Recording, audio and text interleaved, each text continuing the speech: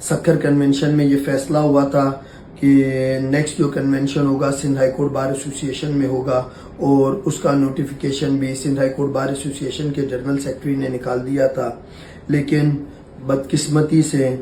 जो वहाँ की कैबिनेट है उन्होंने वो कन्वेंशन करने से 22 नवंबर को मना कर दिया है और उनका ये मानना है कि ये जनरल सेक्रेटरी का सोल डिसीजन है, जबकि उनकी इस स्टेटमेंट को एक मेंबर ने भी डिसोन किया। लेकिन हम उनके डेमोक्रेटिक जो राइट है उसको एक्सेप्ट करते हैं कि अगर वो हमें कन्वेंशन नहीं करने दे रहे तो हम ना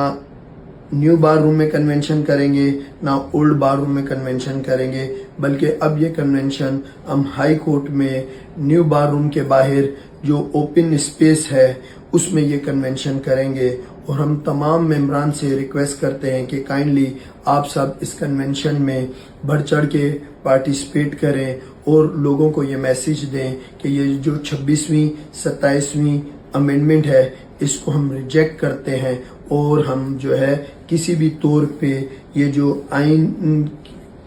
का जनाजा निकला है इसको हम किसी तौर पे भी